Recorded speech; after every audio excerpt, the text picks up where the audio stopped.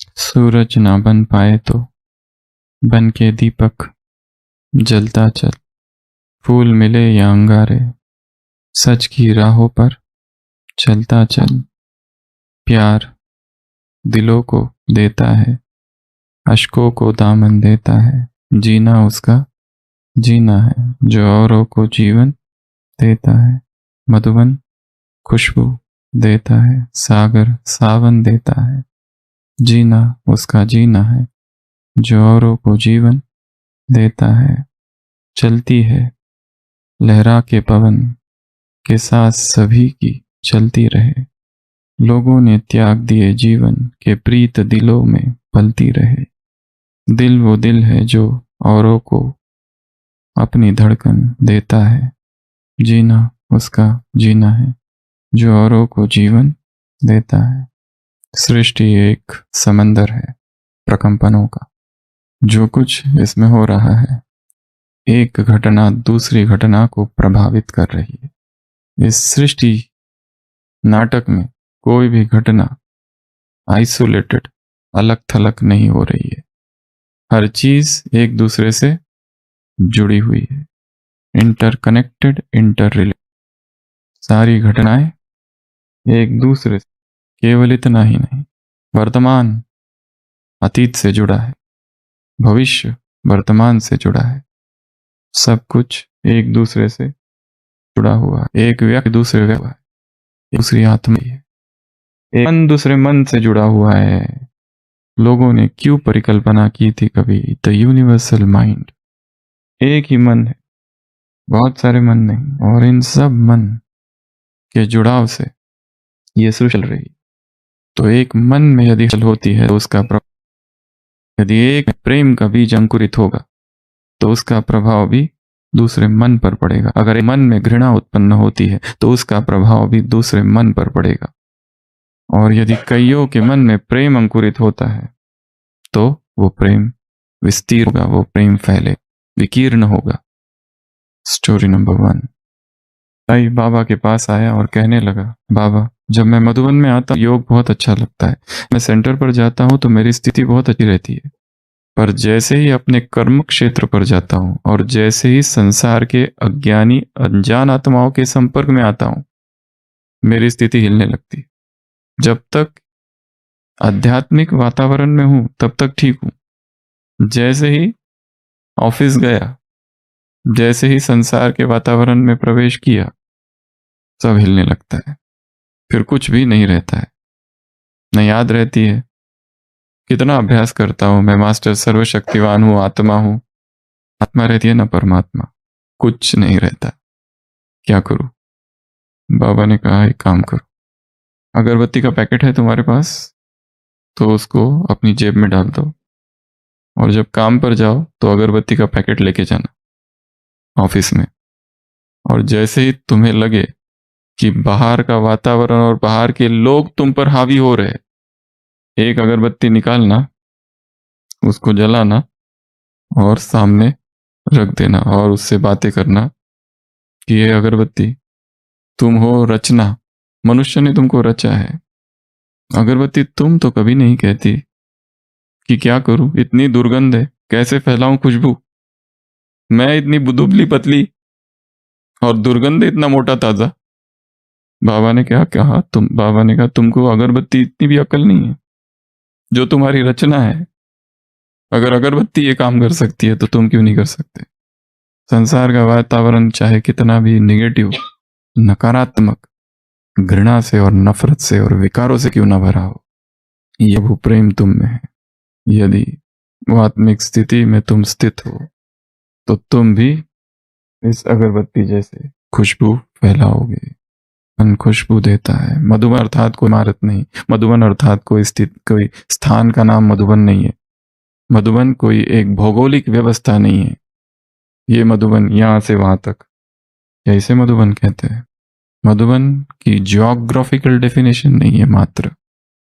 जहां मुरली सुनाई जाती है वो मधुबन, जहां भगवान अवतरित होते हैं वो मधुबन, जहां प्रभु प्रेम है वो मधुबन, जिस मन में मुरली की गूंज होती है वो मधुबन, जिस मन में प्रभु प्रेम अवतरित हुआ है, परमात्मा अवतरित हुआ है, वो मन मधुबन है। हर स्थान, स्थान अर्थात मधुबन अर्थात वो हर आत्मा जहां पर प्रभु प्रेम है, प्रभु संदेश, प्रभु वाणी गूंज रही है, जहां पवित्रता की खुशबू है वो मधुबन, जहां परमात्मा याद है वो मधुबन।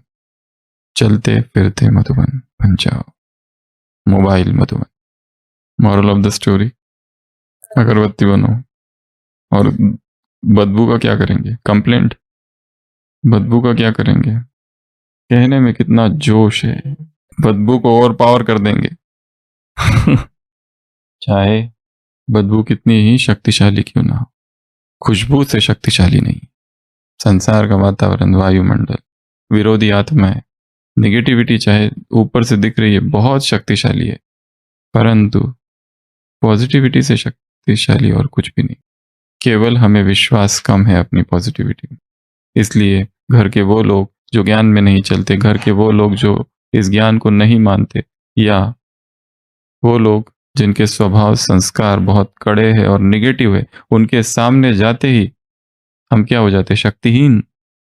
उनकी निगेटिविटी हमसे ज्यादा पावरफुल है। क्यों? क्योंकि हमारा डोज और हमारा स्टॉक बहुत कम है। तो क्या करो, इसको बढ़ाओ। यही अध्यात्म है।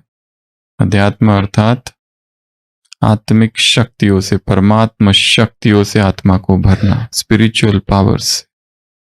तो कंप्लेंट नहीं करनी है दुर्गंध के बारे में। क्या करना है? अपना काम जारी रखना है, फैलाने खुशबू। और क्या सीखेंगे इससे? पैकेट में अगरबत्ती का पैक लेके जाओ, जब भी भूल जाओ अगरबत्ती जलाओ और उसको देखो, ये देखो क्या कर रही है, और है कितनी दुबली पतली, लकड़ी पहलवान। और हम देखो, रचना ये काम कर रही है, हम तो रचता है। सो कंप्लेंट बिजनेस स्टॉप। फिर से दुकान खोलनी नहीं है कंप्लेंट की।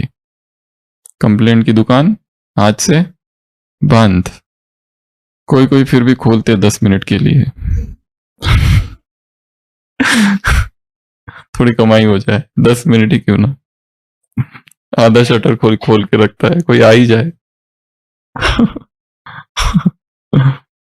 Story number 2।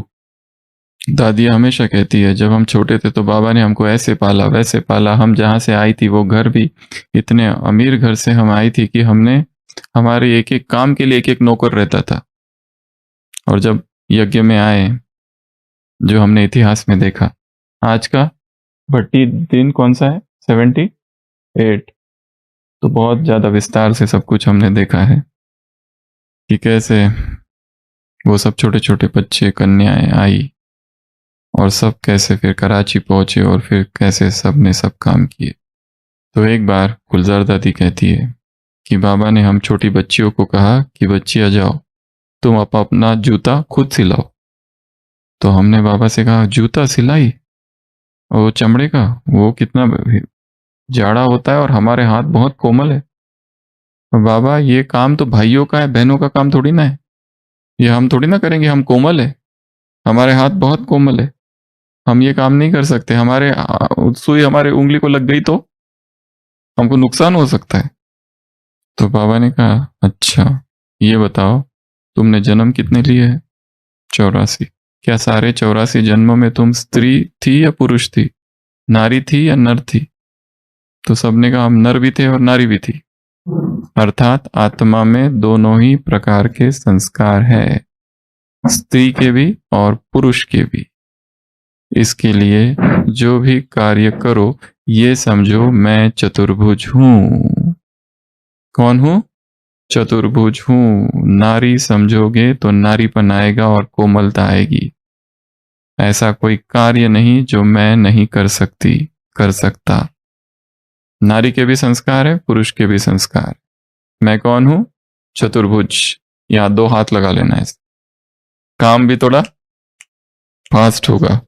4 हाथ से, 2 हाथ से कुछ और 2 हाथ से कुछ। तो क्या समझना है? मैं चतुर्भुज हूं। दादी कहती है, इस तरह से बाबा ने धीरे धीरे हमको ट्रेनिंग दी, और हमारे अंदर जो कोमलता, जो नारीपन, जो अबलापन का भाव था, नारित्व को नष्ट कर दिया। वो जो पुरुषत्व था वो सबको हटा के एक भाव में स्थित किया, मैं विष्णु हूं। दोनों संस्कार मुझ में।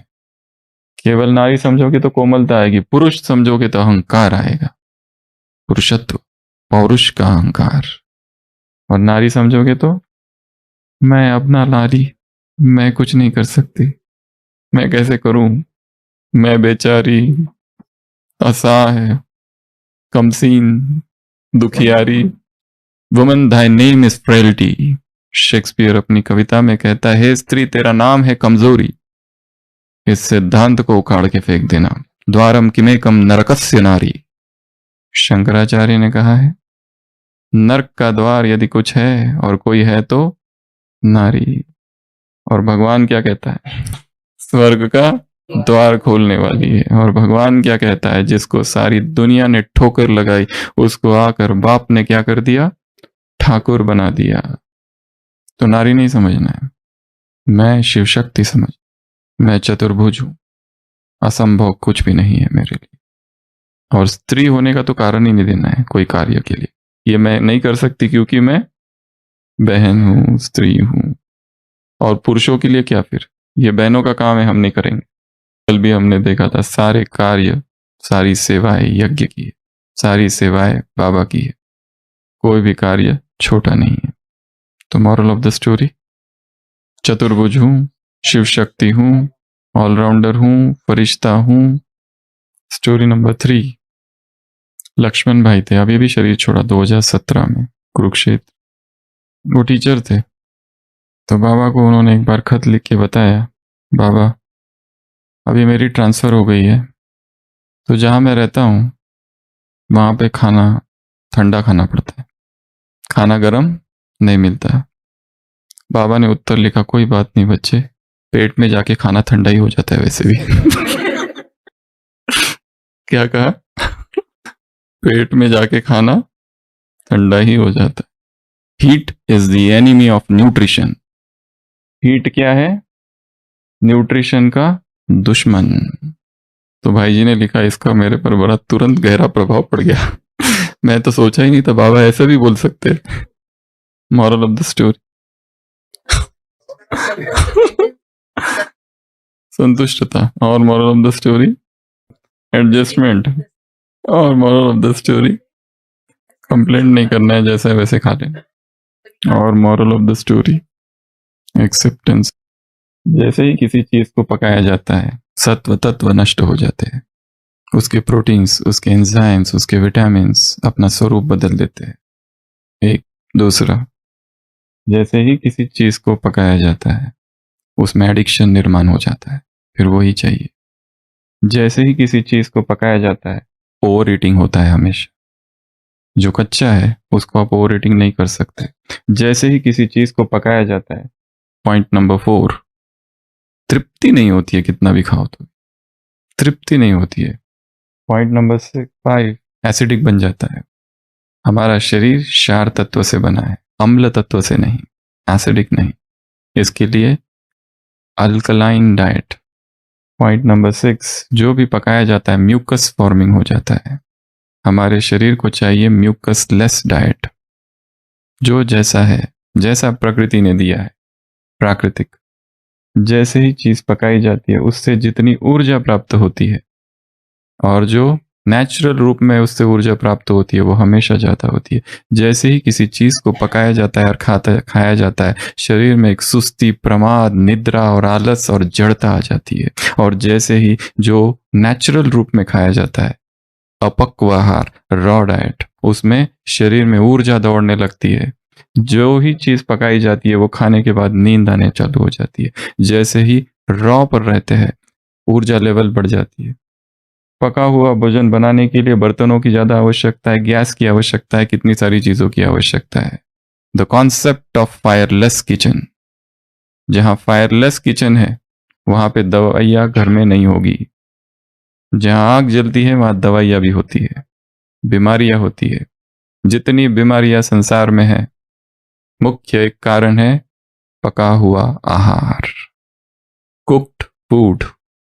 ब्रह्मचर्य की साधना में यदि कोई पूछे एक ही उपाय बताओ, बस सब कुछ कर लिया, सारे सामान ले लिए, लिख लिए, पढ़ लिया, मुर लिया, वो सब इंटेलेक्चुअल गिमिक्स है, बुद्धि विलास। बुद्धि ने तो समझ लिया ब्रह्मचर्य होना चाहिए, पर हो नहीं रहा है। वो होगा तब जब आहार परिवर्तन होगा। जैसे ही अपक्व पर आते हैं, अपने आप शक्ति जमा होने लगती है। उसके बाद में फायर फायर इंजुरीज कितनी होती है। घर देखे कैसे काले काले रहते, किचन बर्तनों में कैसे काले काले हो जाते हैं। रॉ में झंझट ही खत्म, गैस की बचत, ग्रीन हाउस इफेक्ट, पोल्यूशन, एक एक घर से धुआं उठ रहा है गैस का, काम कम हो जाएगा, क्लीनिंग का काम कम हो जाएगा, धुलाई सफाई का, प्रकृति से दुआएं मिलेगी, टाइम बचत होगी। और वो जो बर्तनों में काला काला और ग्रीस और ऑयली, कितना घिसना पड़ता है, मेड को रोज सुनना पड़ता है, और फिर ये टेंशन रहती है आज क्या बनाओ, कल क्या बनाओ, आज क्या बनाओ, कल क्या बनाओ, दोपहर को क्या बनाओ, सुबह क्या बनाओ, ये बनाओ, वो बनाओ, ऐसा बनाओ, कल तो वो बनाया था आज वो नहीं। उसमें वैरायटी चाहिए, रॉ में वैरायटी की आवश्यकता नहीं पड़ती है, रॉ को ओवर ईट कर ही नहीं सकते। कितना अंकुरित खाओगे, 2 कटोरी 3 कटोरी, हाँ पनीर 4 कटोरी भी कोई खा ले, फिर भी कहेगा थोड़ा सा होगा तो मैं कल के लिए ले जाता हूँ। फ्रिज में रख देंगे, 2 दिन खराब नहीं होता है, ये आराम से रखो, 3 दिन भी खराब नहीं होता है। और सबसे बड़ी प्रॉब्लम कॉन्स्टिपेशन, कब्ज। इसलिए योगी धीरे धीरे धीरे धीरे धीरे नॉन वेजिटेरियन से शिफ्ट हो जाता है वेजिटेरियन पर, और फिर धीरे धीरे वेजिटेरियन से शिफ्ट होता है वीगन पर। दूध और दूध से जो कुछ बना हुआ है सब कुछ म्यूकस फॉर्मिंग है। पराई माँ का दूध हमारा दूध नहीं है, ना ही हमारा आहार है। और वीगन से धीरे धीरे शिफ्ट होता है रॉ पर। यह यात्रा है, ये संगम युग है, इसमें टाइम लगता है थोड़ा, कुक्ड से अनकुक्ड तक पहुंचने के लिए। फिर धीरे धीरे उसको समझ में आता है ग्रेन, सारा अनाज ये पक्षियों का आहार है, हमारा नहीं। भारी करता है सिस्टम को, सारे रोगों को जन्म देता है। योगी धीरे धीरे धीरे धीरे आगे आगे आगे आगे आगे, फिर फ्रूट्स, फिर रॉ फ्रूट्स, वेजिटेबल्स, आगे बहुत सारी जर्नी है, उसको छोड़ देते। आज गुरुवार है, थोड़ा रहम करते हैं, ठीक है। जिलेबी इंतजार कर रही है। अव्यक्त वाणी 30 जनवरी 1985। 30 जनवरी 1985। सतयुग। यह जल इत्रफुलेन का कार्य करेंगे। जैसे जड़ी बूटियों के कारण गंगा जल अभी भी और जल से पवित्र है, ऐसे खुशबूदार जड़ी बूटियां होने के कारण जल में नेचुरल खुशबू होती है। जैसे यहाँ दूध शक्ति देता है, वहां का जल ही शक्तिशाली होगा, स्वच्छ होगा, इसलिए कहते हैं दूध की नदियां बहती है। सब अभी से खुश हो गए ना। ऐसे ही यह पृथ्वी ऐसा श्रेष्ठ फल देगी जो जिस भी भिन्न भिन्न टेस्ट के चाहते हो उस टेस्ट का फल आपको मिलेगा। यह नमक नहीं होगा, चीनी भी नहीं होगी। जैसे अभी खटाई के लिए है, यह टमाटर है तो बना बनाया है ना, खटाई आ जाती है। ऐसे ही जो आपको टेस्ट चाहिए उसके फल वहां होंगे। रस डालो और टेस्ट आ जाएगा। अव्यक्तवाणी 23 अक्टूबर 1975। 23 अक्टूबर 1975। जब शरीर को चलाना आ जाएगा तब राज्य चलाना आ जाएगा। बॉडी मैनेजमेंट किंगडम मैनेजमेंट है। जो अभी शरीर से बीमार बीमार बीमार, ये दर्द वो दर्द, ये दवाई वो दवाई, राज्य को कैसे चलाओगे, शरीर को ही नहीं चला पा रहे हो तो। सबसे ज्यादा सेवा कौन सा तत्व करेगा? सूर्य। अव्यक्त मुरली 24 अक्टूबर 1981। 24 अक्टूबर 1981। सबसे ज्यादा सेवा कौन सा तत्व करेगा? सूर्य। सूर्य की किरणें भिन्न भिन्न प्रकार की कमाल दिखाएगी। यह सब आपके लिए तैयारी हो रही है। गैस जलाने की, कोयला जलाने की, लकड़ी जलाने की आवश्यकता नहीं रहेगी। सबसे छूट जाएंगे। अच्छा, बहुत रंगत देखते जाएंगे। वह मेहनत करेंगे और आप फल खाएंगे। नेचर के सुख लेने के लिए भी अपनी ओरिजिनल नेचर को बनाओ। अव्यक्त बाप दादा। Story number. निर्भय भाई साहब ने एक अनुभव लिखा है कि मैं नेवी में था 53 में, तो ज्ञान में आए थे 59 में ज्ञान में आए थे, और 63 की बात लिखी है कि मुझे नेवी छोड़नी थी, पर कैसे छोड़ू? जॉब। तो मुरलियों में एक बार आया कि अगर 8 घंटा योग करोगे तो कर्मों के हिसाब किताब चुकता हो जाएंगे।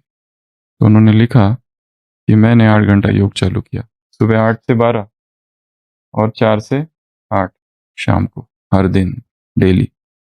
सुबह 8 से 12 और 4 से 8, और दोपहर को कुछ माताएं थी, उनको मुरली सिखाने की, समझाने की या ट्रांसलेट करने की सेवा करता था। ये क्रम डेली चालू कर दिया, और एक दिन अचानक नेवी से छुट्टी मिल गई, और फिर बाबा आए और बाबा के अंग संग रहने का 3 मास मौका मिला।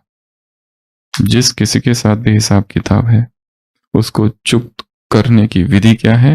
योग। बैठ के डिस्कशन करना, इसका अपना महत्व है। सोचना, पूछना, ये सब एक तरफ। सबसे पावरफुल विधि क्या है? योग। और वो भी निस्वार्थ, इसलिए नहीं कि इससे ये हो जाए। जैसे नींद आ जाए, इसके लिए क्या करते हैं?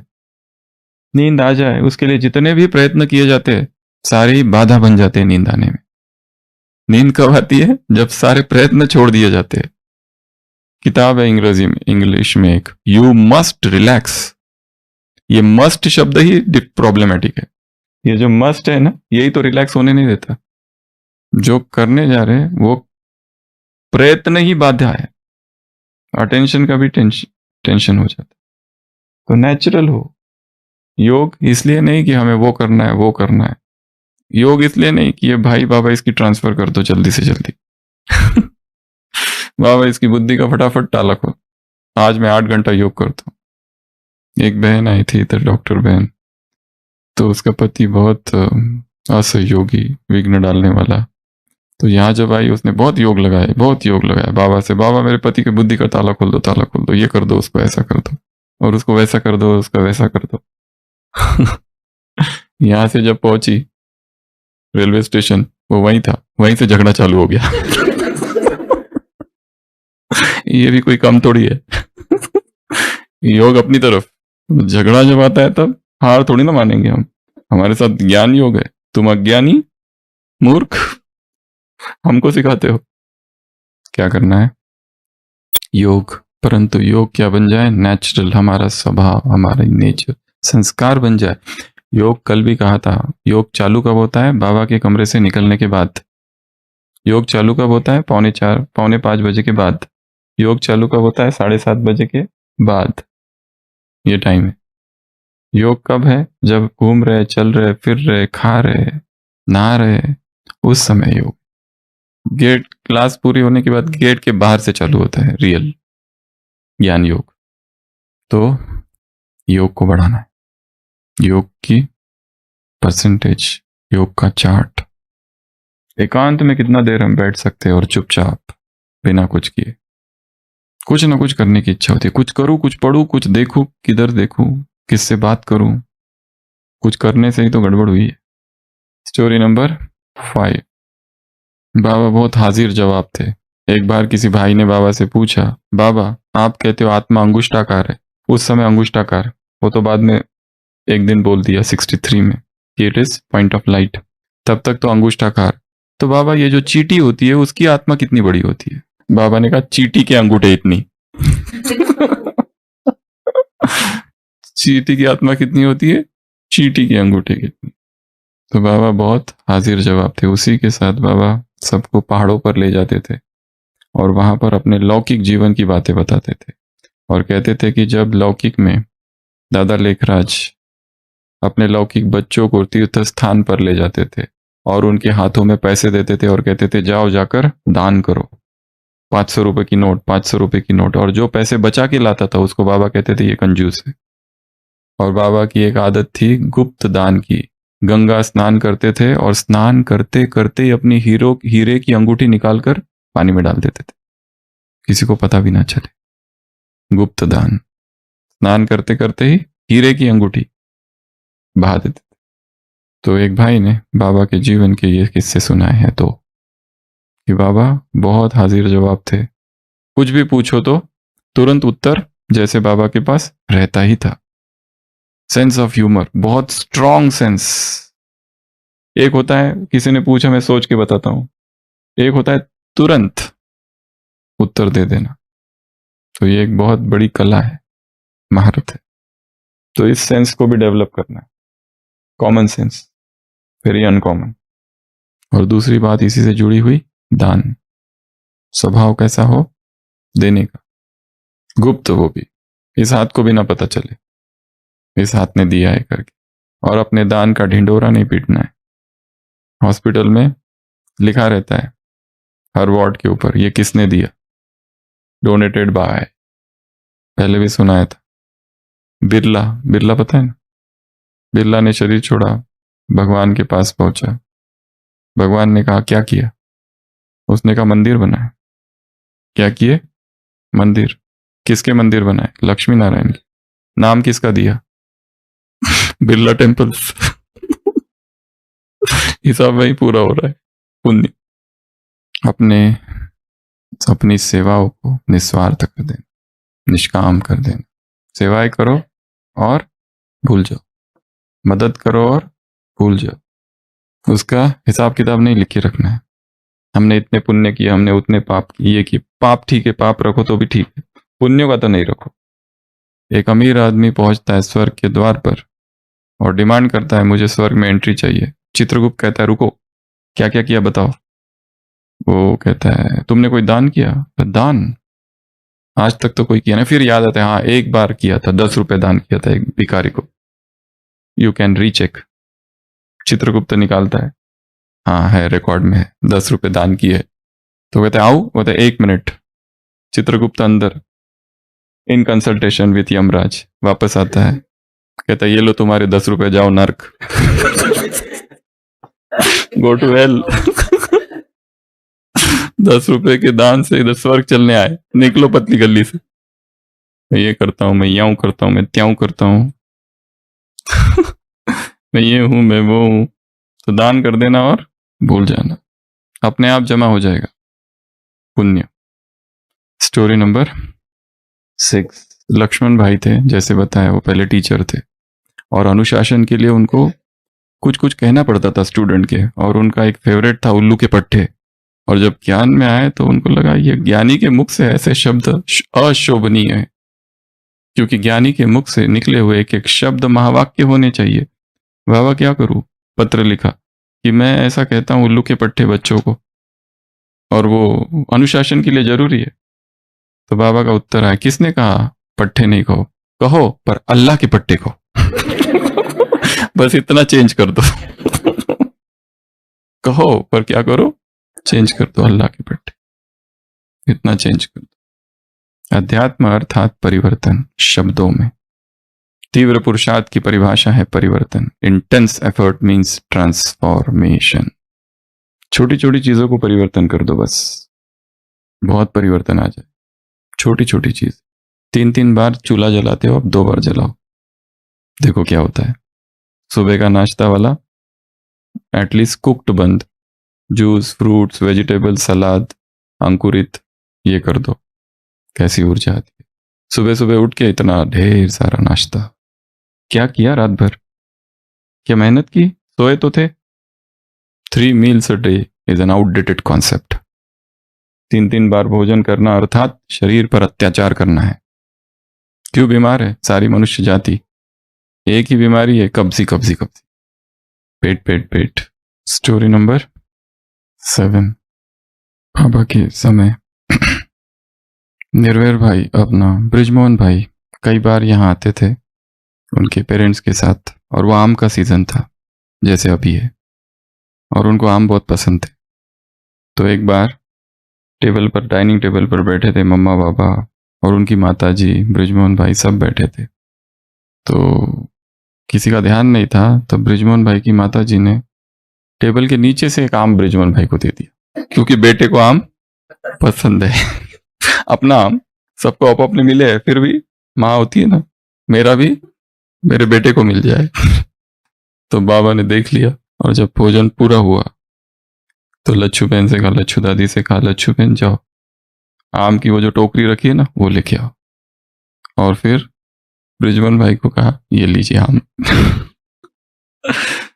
तो ब्रिजमोहन भाई को पता चल गया कि बाबा ने शायद देख लिया था, और कहा कि बाबा ऐसा प्रेम का सागर था कि जिसने हमें अपने प्रेम से बांध लिया। माँ को लेके आए थे, वापस जाना था। माँ को बाबा ने पूछा कैसे जाने वाले हो, तो माँ कहती है कि ब्रिजमोहन ने बस की है, बस से जाएंगे। बाबा ने कहा बस से नहीं, बाबा ने तुम्हारे लिए टैक्सी की है, टैक्सी बाहर वेट कर रही है। तो ब्रिजमोहन भाई कहते हैं कैसे हम भूले, बाबा को कैसे पता चल जाता है और बाबा कैसे जान जाते हैं आत्माओं के अंदर के भाव और इतना वो प्रेम। तो उस प्रेम ने ही हमें क्या कर दिया, गुलाम बना दिया। जैसे प्रेम में वो शक्ति है। बाबा ने किसी को कहा नहीं तुम ये करो तुम वो करो, खुद ही किया और कारवा जुड़ता गया। किसी को ऑर्डर नहीं दिए तुम ऐसा करो तुम वैसा करो, एक ही चीज दी, कौन सी, तो मॉरल ऑफ द स्टोरी, प्यार बांटो। मॉरल ऑफ द स्टोरी, आत्मा की सबसे गहरी प्यास प्रेम की प्यास है, उसको वो दे दो फिर वो समर्पित है। अगर उसको वो ना दियो तो कुछ भी नहीं। जैसे एक पति कंप्लेंट करती है संत के पास कि मेरा पति जब से युद्ध से आया है, सैनिक था, मेरे से ढंग से बातें नहीं करता है, ठीक से व्यवहार नहीं करता है, चुप रहता है, उत्तर पूछती हूँ तो बताते नहीं है, क्या करूं मैं। वो साधु कहता है कि बहुत बड़ा काम है, एक दवाई है जिससे ये हो सकता है, अगर वो दवाई तुम उसको पिला दो तो उसकी बीमारी बीमारी या जो भी हो रहा है वो ठीक हो जाएगा। वो कहती है मैं कुछ भी करने को तैयार हूँ। वो कहती है जंगल जाओ, वहां एक शेर है और शेर की जो मूंछ है ना उसका एक बाल लेके आओ। कहती बाप रे ये कैसे होगा। वो जाती है, दूर से शेर देखती, दहाड़ लगाते वो भाग के आ जाती है शेर जंगल से, परंतु उसको पति वशीकरण दवाई तो बनानी है ना। पति वशीकरण मंत्र होते हैं, बहुत ज्यादा डिमांड है उसकी साधु संतों के पास, महिलाएं इसीलिए तो आती है, पति वशीकरण मंत्र हमारी मुट्ठी में हो। तो दूसरे दिन जाती है, फिर से दहाड़ लगा सा है शेर, पर वो छुप जाती है, पर जाती नहीं वहीं रुकती है। तीसरे दिन फिर जाती है, फिर दहाड़ लगाता है शेर, रोज देखती है शेर आ रहा है पानी पी रहा है। धीरे धीरे शेर को भी उसकी उपस्थिति का पता चलने लगता है कि वो है, फिर शेर दहाड़ लगाना बंद करता है। फिर धीरे धीरे और नजदीक जाती है, फिर और नजदीक जाती है, फिर एक 2-3 महीने में शेर और उसकी दोस्ती हो जाती है। और वो एक दिन उसका, क्योंकि शेर से ज्यादा महत्वपूर्ण पति है, उसका बाल लेके आती है, भाग भाग के उस संत के पास पहुंचती है, जल्दी बनाओ दवाई। संत कहता है कौन सी दवाई, कैसी दवाई, ऐसी कोई दवाई नहीं होती है, तो आपने ही तो कहा था। दवाई यही है, जैसे शेर को वश में कर दिया ना प्रेम से, अब वही मंत्र इधर काम करो, प्यार प्यार से प्यार प्यार से प्यार प्यार से उसको वश में कर लो। स्टोरी नंबर 1 क्या थी, अगरबत्ती जेब में, आज से ले लेना अगरबत्ती। ऑफिस जाते समय, जो भाई है ऑफिस जाते समय अगरबत्ती जेब में, जैसी जरूरत पड़ी जला के देखते रहो ये अगरबत्ती क्या कर रही है, खुशबू फैला रही है, या ऐसे ही अगरबत्ती को देखो, केवल ऐसे ही देखो। बाबा कहते हैं ना जाओ और फूलों के सामने बैठ के देखो इनमें से मैं कौन सा फूल हूं, वैसे अगरबत्ती को केवल देखने मात्र से संकल्प चलेंगे कि इससे मैं क्या सीखता। स्टोरी नंबर 2, तो आज सारे दिन भर कैसे चलेंगे, ऐसे ऐसे। मैं कौन हूं, चतुर्भुज, थोड़ा बाजू हटना, जगह ज्यादा चाहिए, चतुर्भुज आ रहे हैं। तो सब संस्कार हमारे अंदर, ये नहीं कहना ये मैं नहीं कर सकता, ये मेरा काम नहीं। You can do anything and everything, सब कुछ कर सकते हो। तो नेक्स्ट स्टोरी नंबर 3, पेट में जो भी जाता है वो आखिर ठंडा ही होना है उसको। अब धीरे धीरे यात्रा चालू करनी है कुक्ड के जगत से अनकुक्ड के जगत की। बीच का जो पीरियड है, ट्रांजिशन फेज, संगम युग, ये थोड़ा लंबा हो सकता है, 1 साल 2 साल 3 साल 4 साल 5 साल 10 साल भी हो सकता है, पर धीरे धीरे ये यात्रा ही हेल्थ की यात्रा है, स्वास्थ्य की यात्रा है। नेक्स्ट स्टोरी, हिसाब किताब चुप तू, पर 8 घंटा योग करना मासी का घर नहीं है, वो भी बैठकर नेचुरल योग की स्थिति बनानी है। सारे हिसाब किताब योग से ही चुकतू हो, कुछ भी हो जाए, परिस्थिति आ जाए, पहला काम योग, ज्ञान चिंतन बाद में, परिस्थिति चिंतन बाद में। नेक्स्ट स्टोरी, हाजिर जवाब, तुरंत जवाब, तो बाबा हाजिर जवाब थे। Sense of humour, sense of mind बहुत स्ट्रांग था। तुरंत किसको क्या उत्तर देना, सोच के देना, ये तो बहुत आसान है, तुरंत। नेक्स्ट, वो दान की भी बात बताई थी यहाँ पर, दान दान वाली बात भी थी। उसके बाद में शब्दों को बदलना है। ज्ञानियों के शब्द जो है अच्छे हो जाने चाहिए, थोड़े सुनने के लिए अच्छे होना चाहिए। एक उदाहरण, एक कहते हैं रिचार्ज करना, एक रिचार्ज मारना, कौन सा अच्छा है? करना अच्छा है ना, डिग्निफाइड, उसको चेंज करो। नेक्स्ट, आम का क्या करना है? खाना है। वैसे आम का सीजन चल रहा है, खाओ, देना भी है, खाओ भी।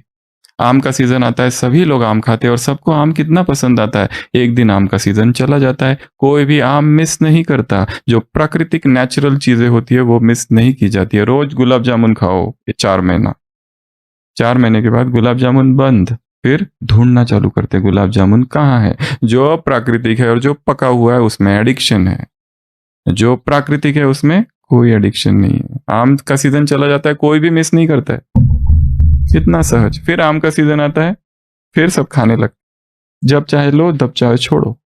यह है प्रकृति। मधुबन खुशबू देता है, सागर सावन देता है, जीना उसका जीना है जो औरों को जीवन देता है। सूरज ना बन पाए तो बन के दीपक जलता चल, फूल मिले या अंगारे, सच की राह पे चलता चल। प्यार दिलों को देता है, अश्कों को दामन देता है, जीना उसका जीना है जो औरों को जीवन देता है। मधुबन खुशबू देता है। ओम शांति।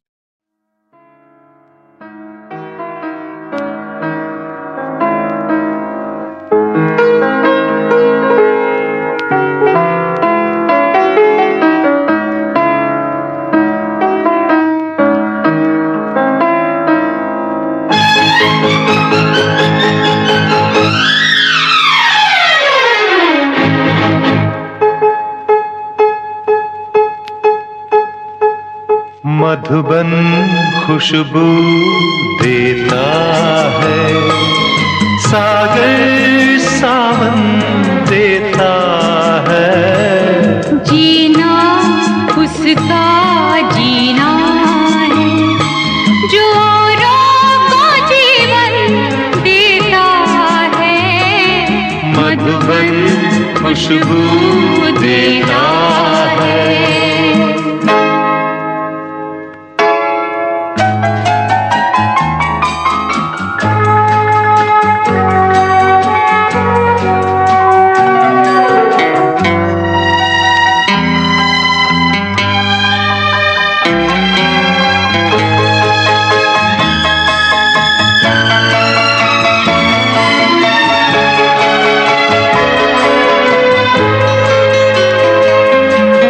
सूरज ना बन पाए तो बन के दीपक जलता चल। सूरज ना बन पाए तो बन के दीपक जलता चल। फूल मिले या अंगारे, सच की राहों पे चलता चल। सच की राहों पे चलता चल। प्यार दिलों को देता है, अश्कों को दामन देता है। जीना उसका जीना है जो औरों को जीवन देता है। मधुबन खुशबू देता है, सागर सावन देता है। मधुबन खुशबू देता